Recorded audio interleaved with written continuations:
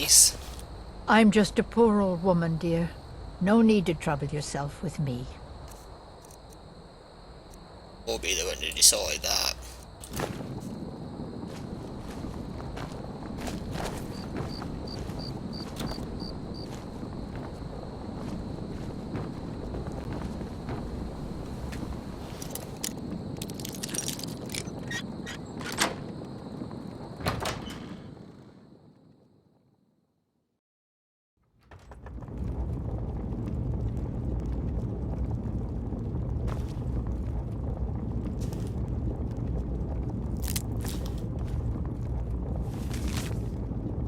Helgi, dear, why do you hesitate? You can feel the power coursing in your blood.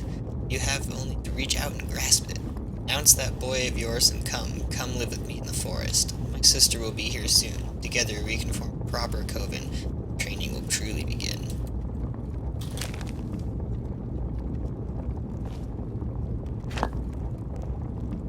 That skull just freaked out.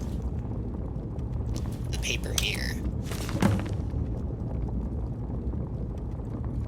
Paper mirror by Anonymous. The hero is curious. It was not an uncommon affliction for people his age, but for Ham Goblin, it was almost a sickness. Whoa, this is about me.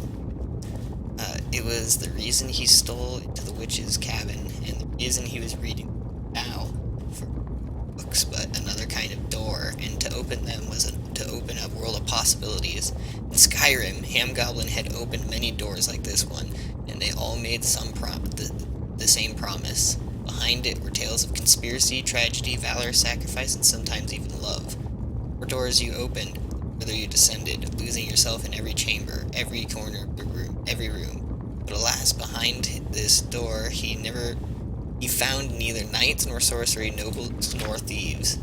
There were no clashes between light and dark, sword and shield, earth and sky. All he found was the empty room, save for a single object placed in the center. Mirror. This is not to say it was an ordinary mirror. The surface was fluid, almost as if it were about to spill out of its thick brass frame. If it did move, it moved slowly, yet it could hardly be called calm. It was thick, cold, and most of all, murky. Now the wise adventurer might turn away from such an ominous thing. The curious one can't resist taking a peek. As for what Ham Goblin saw, suffice to say he wasn't entirely sure. However, weeks later, long after he closed the door and continued on his adventures, Ham Goblin couldn't help but feel a hint of recognition when he walked into the Wind Peak Inn and approached a stranger by the wall. "What are you looking at?" the man asked, bending his lips in a scowl.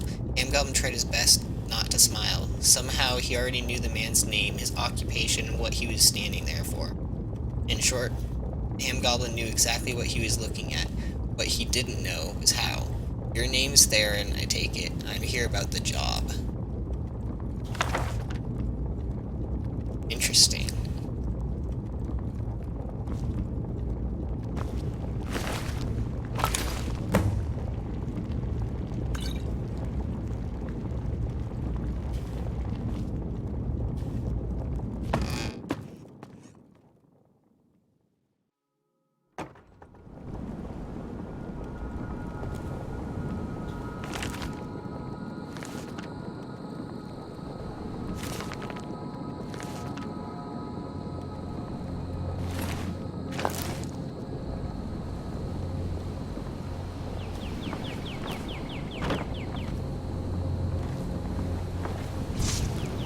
Whoa. Oh, it sounds like she's already dead. I need candle, whatever. Candle, whatever.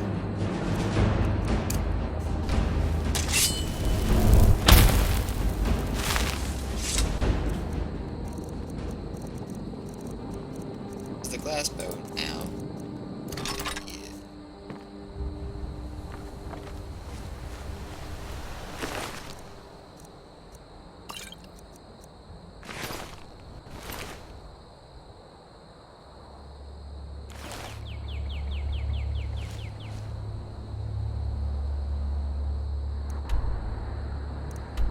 So I have to go Dunster, which it looks like I have not been in. Okay. So, I will go to this Whiterun stables.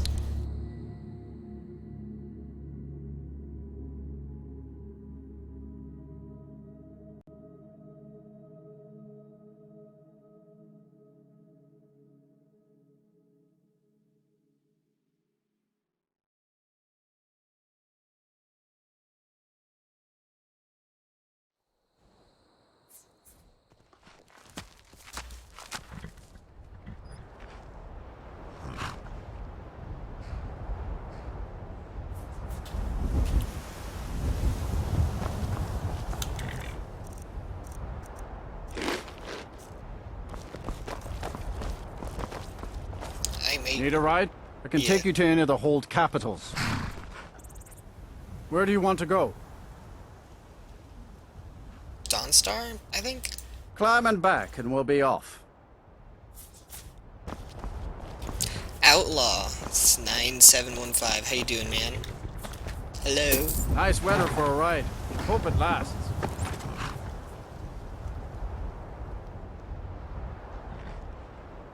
It's almost getting down.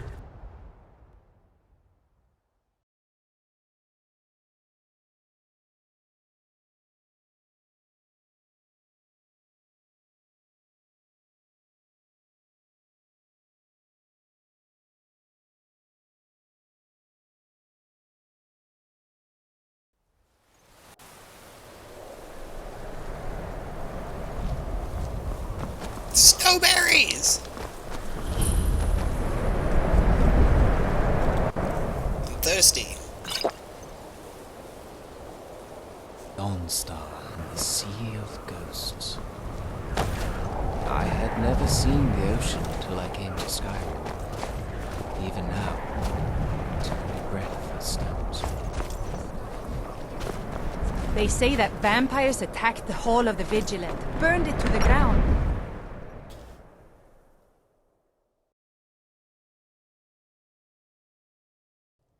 It's a curse. You must be one of those wizards from the college in Winterhold. Irgnir, get a Oh yeah, I hold of forgot that's what yourself. I'm wearing. They're just dreams.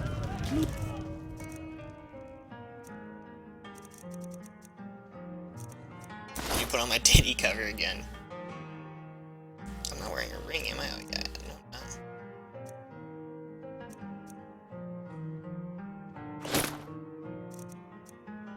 Tell her, Erandur. Listen to your friend, Fuki. They are just dreams, my dear. I assure you that it is quite normal. It's the same dream over and over again. You think that's normal? It's evil, I tell you.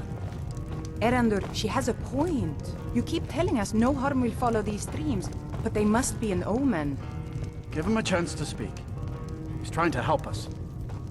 Everyone, please. I'm doing what I can to end these nightmares. In the meantime, all I ask is you remain strong and put your trust in Lady Mara. I will. Thank you. Interesting. The Wind Peak Inn features the finest bard in all of Dawnstar. Me. You I look like a envy you hooker. travelers. Dreams aren't affecting anyone not from here. Do you work here all day? Yes. Ever since my mother died a few winters ago. I play songs and help with the drinks when I have the time. Alright. Alright then. What are you looking at?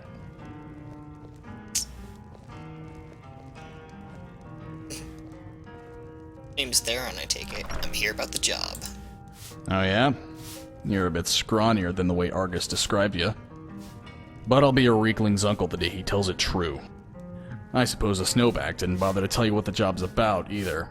Don't worry, it ain't a long story. Follow me.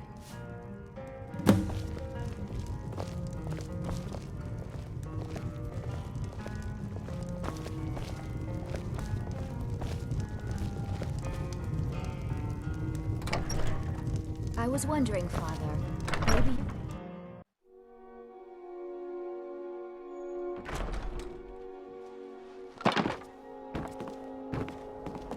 That's better. Gotta love that fresh winter air. Now, about the job. I doubt Argus told you this, but I used to be a bandit. Had a crew that numbered 24 not a month ago. We were making good coin, raiding caravans and the occasional mine, until one of them decides he wants a bigger slice of the pie. My slice. Don't know how we convinced the others, but about 6 of them made rounds around the camp, cutting throats. All my men dead as dog meat. Fucked up. Wolves outside must have smelled it, too, because they started howling. It was them beasts that gave me enough time to figure out what was going on and slip out the back way. Funny part is, I'd been nagging the boys to kill those things for weeks.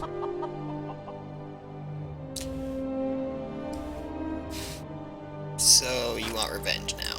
For starters, yeah, but getting the hideout back is just as important. It's an old mining shaft. Redoran's Retreat is what they call it, though I can't say why. Just meet me outside the entrance when you're ready. Okay. Interesting. Word is the College of Mages is back to normal. There's such is a it? thing for that lot. Is it? Okay, so how far away is this? Oh my god. Wait, no, that's not it. Wait. Where is it? It is right here?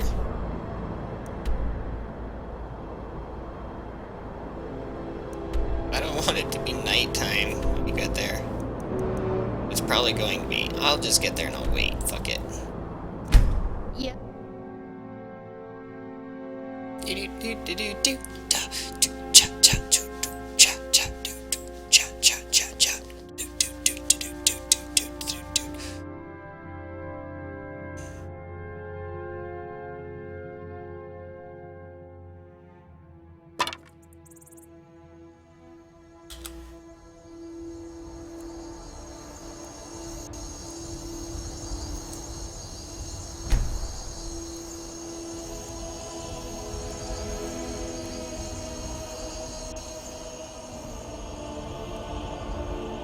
The fuck?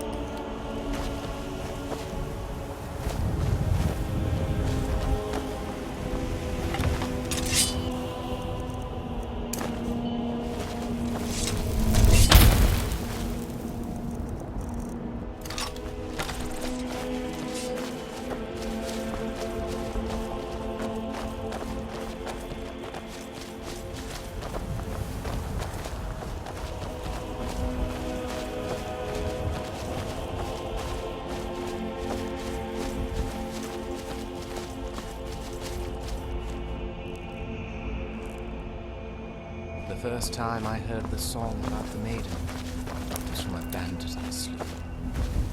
That night I failed miserably to remove it from my head.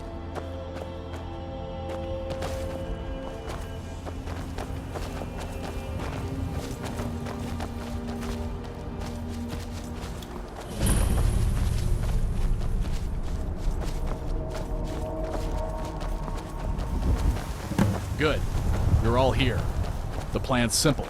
We go in and kill everything on 2 legs. Except for the chief. I'll have him crawling on all 4s. That's what she said. Any questions? Yeah, boss, I got a question. What if they have dogs? Wouldn't they be on 4 legs instead of 2?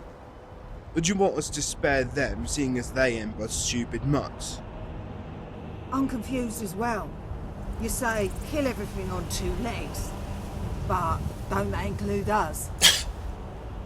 You idiots! Just kill everything in the cave, except the 4 of us. Got it? Yeah, these guys are kind of retarded.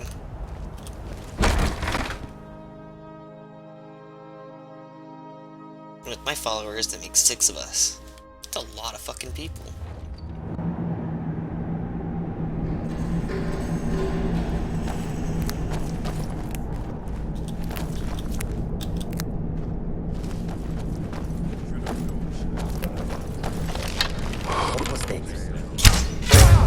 Nothing.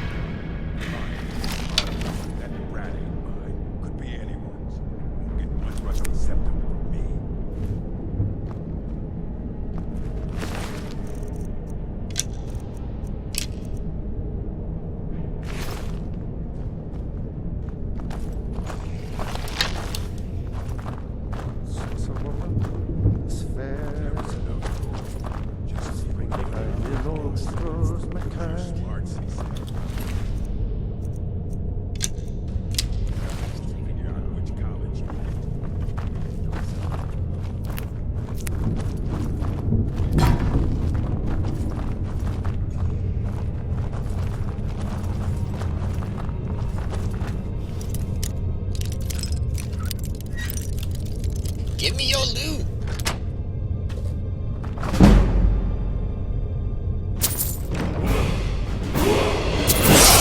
I like that noise.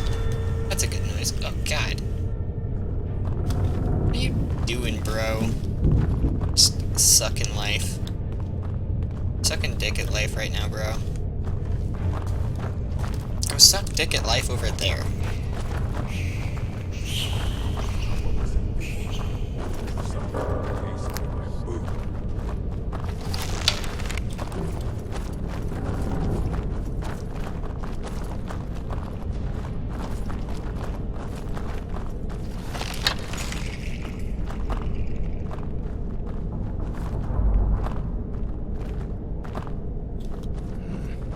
Wizards. No, that's power. Bet they got this. What's that? Time to end this with the game. Oh!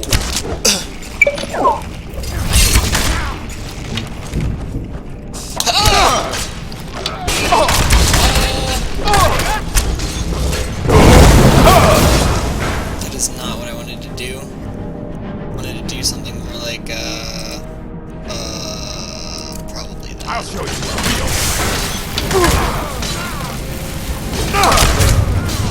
Oh God, he cut my head off.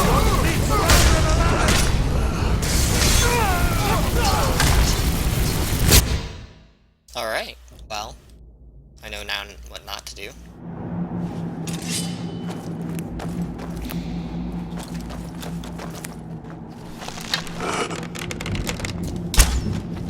Oops.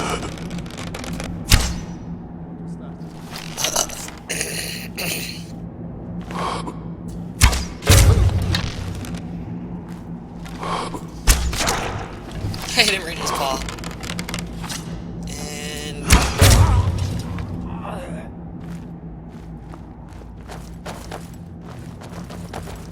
that was a good shot.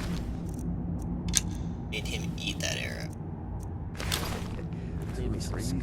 What was you doing? Fools never saw me play that ace. No rough stuff. Just take it and go.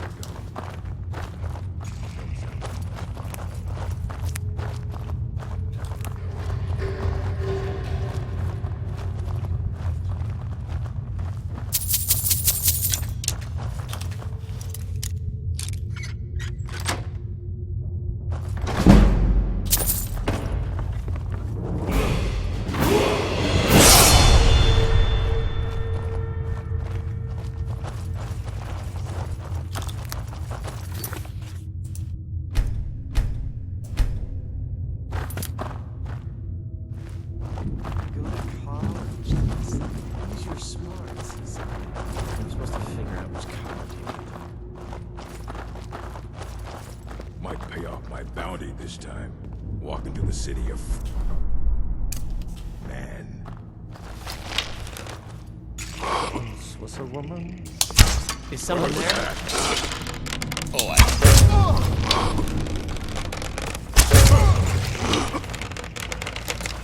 I cannot best you!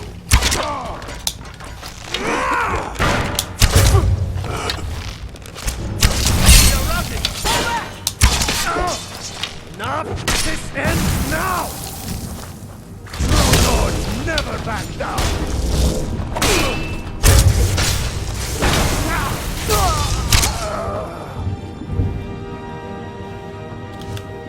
wait, did I already read volume 2? I have it already? No, I don't.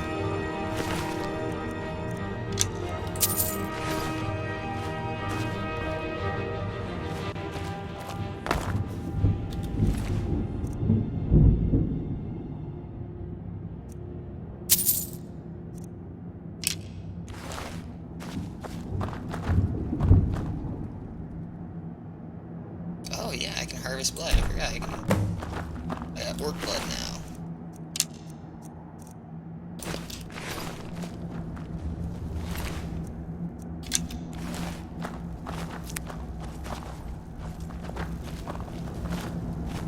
I could have just pricked my own finger, couldn't I?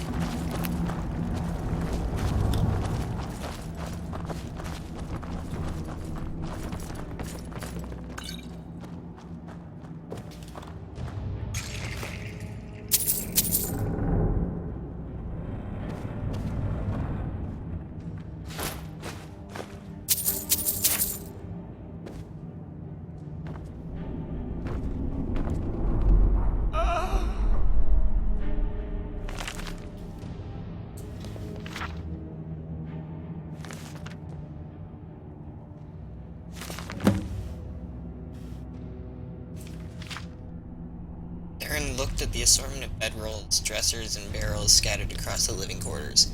The place was a mess, but not in the way he remembered. Bedrolls were facing the wrong way. Mead had been swapped out for ale.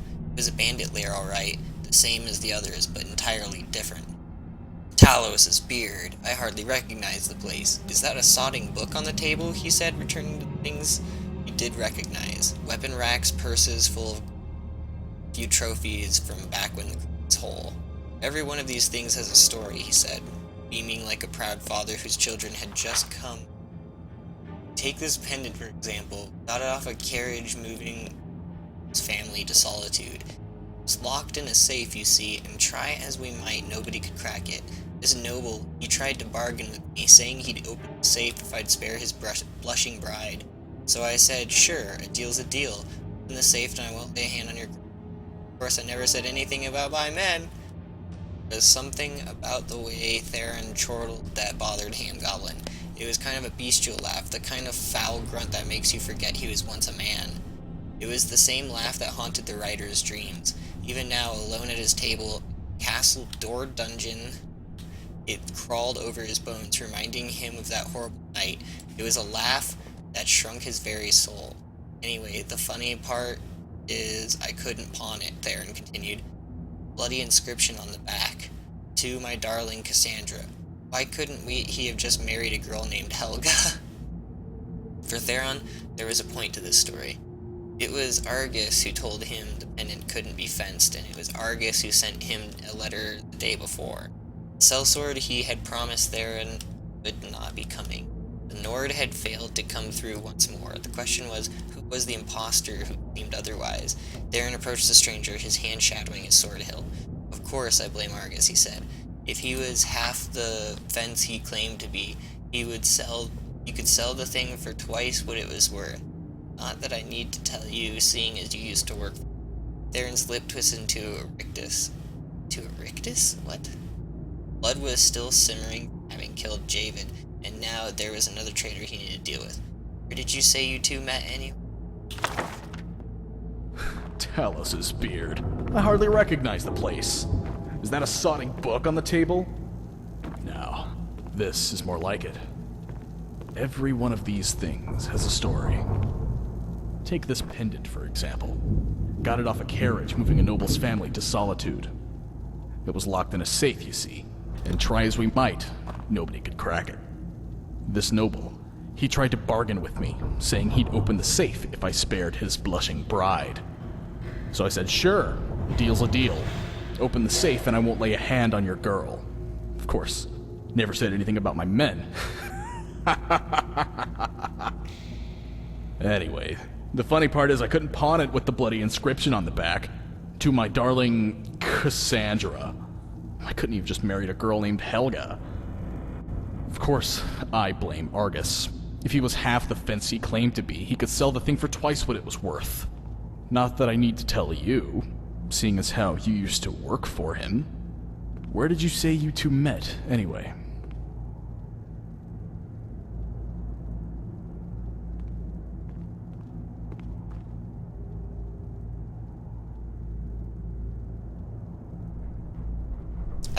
I don't know Argus, to be honest. You insisted I did. And yet you played along. Seems to me you could have just came clean then. I don't know who sent you, but either way, you can't be trusted. Now, you're going to die. Incorrect.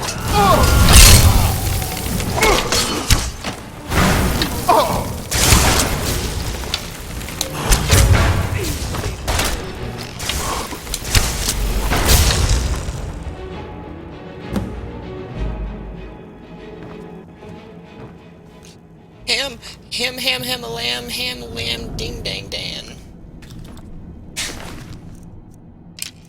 Paper Mirror Volume 2. Okay. I once looked down upon rogues as failures of moral conscience. Now I know how easy it is to fall prey to debasement.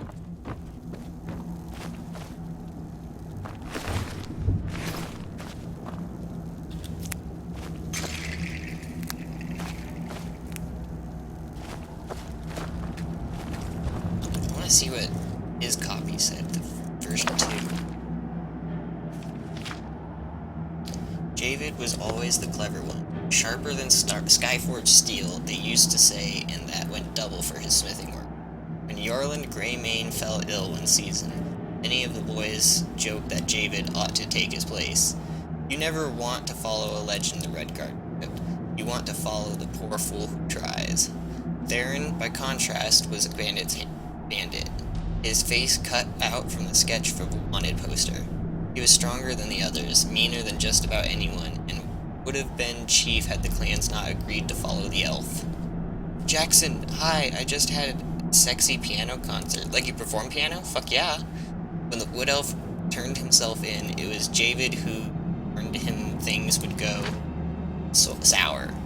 They relied on the elf for everything, planning and coordinating the raids to rationing out the spoils. When he was in charge, they operated like a proper guild. Without him, they were just bandits. Still, becoming chief of the clan was something Theron had wanted for years. If he passed on the opportunity now, he might never get another chance. Besides, Theron suspected the wood elf was hardly the genius Javid made him out to be. After all, if he was really so smart, why did he turn himself in? The grumbling started almost immediately. The wood elf always knew the schedules, the number of guards, and the valuables they were carrying. Under Theron, the boys would stand outside for days in the rain, and not a single carriage would come by.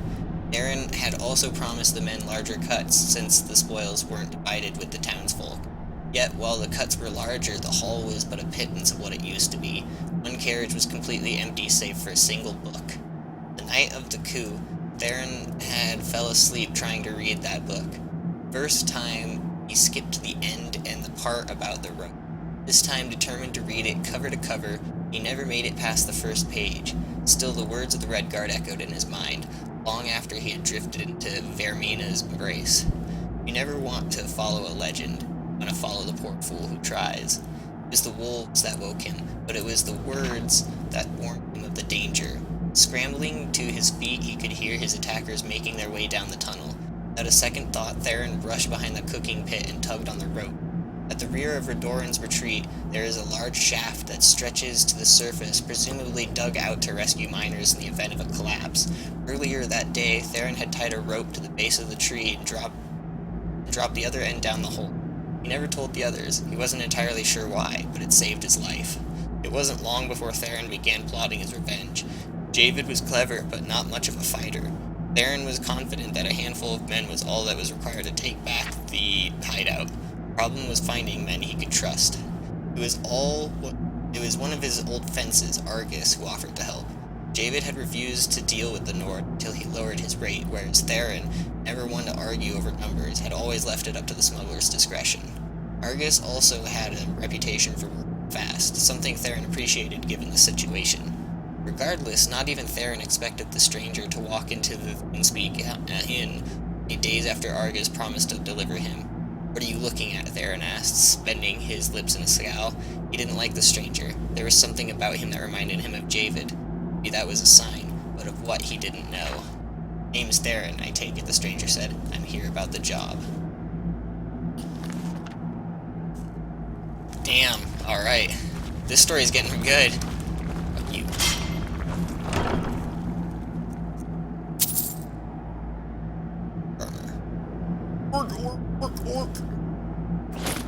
The treasure map. Treasure map 17. Is that work armor any better than my titty cover that I currently have? That's 59. That's 59 as well.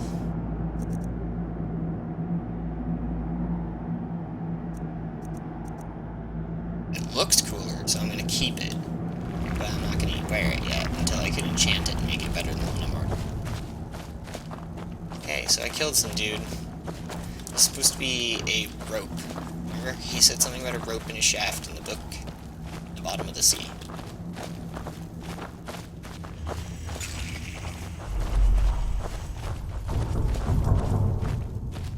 I'm gonna freak out every time I see a rope. Be like, rope.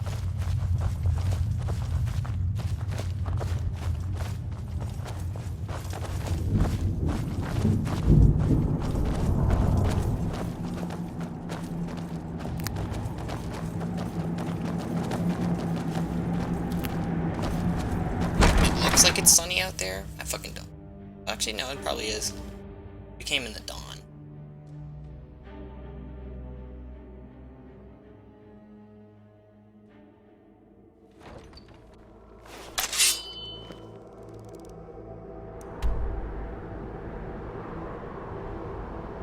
Okay, so... Paper mirror. Gotta find volume 4 of the book. And it is apparently both in solitude. Okay.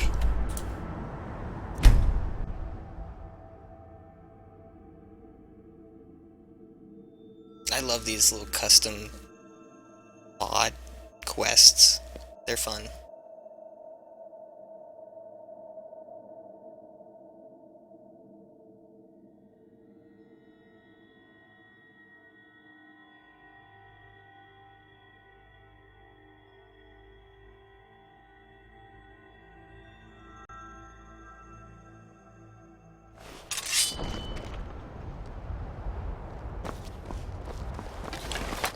That sign is very bright! Spare some gold for a veteran? Sure. Can you spare a septum? Oh, thank you. Divines bless your kind heart.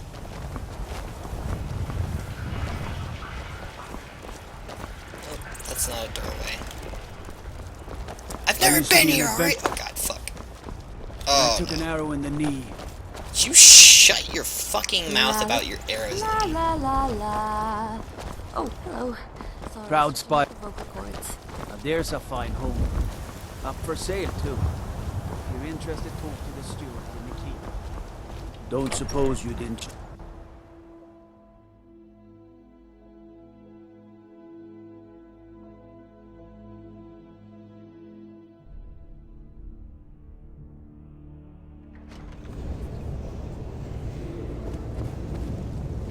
That's General Tullius, I don't want to talk to him yet. I'm telling you.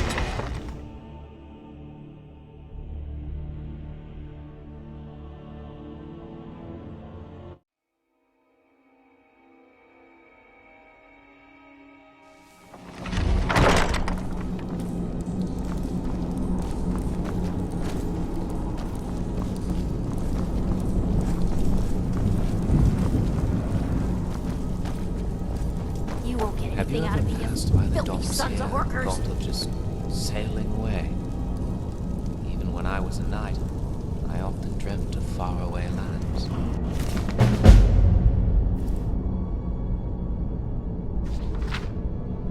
The writer stared at the final page, the ink dripping from the quill. A fire from the earth crackled behind him. Further down the dungeon, the guard made his nightly rounds, his boots rapping against the smooth stone. All around him time moved, but his hands stood still, unable to place the period at the end of it all. For the first time, the surface of the mirror looked serene. In the past, every sentence would swell into a towering wave, guiding the protagonist forward. Now not even the most violent prose could produce a ripple. The writer should have been relieved. Theron was dead, and he died by the writer's hand. The bastard would never again see the light of day. Neither would Cassandra. The writer lay his dagger on the table, the edge brimmed with fire. Beside it, the quill would lay languidly in the inkwell, promising a story bookend. The conclusion come with the stroke of a pen or slit of the wrist. The writer could only shake his head. He had little trouble fashioning the endings of his other characters, yet he struggled mightily to write his own. One last time, his hand reached forward, and his thoughts turned not to Cassandra, but to the protagonist of the story. It was an old writer's habit, to think of the beginning when he was so close to the end. Perhaps, he thought, there was another choice, beyond the one the mirror presented, the same one the writer proposed to Hamgoblin as the wiser course of action, when he entered that dim cellar so many moons ago. Perhaps he could simply turn away. That's fucking crazy! That was a cool quest. I stand with the Stormcloaks. You Imperial dogs will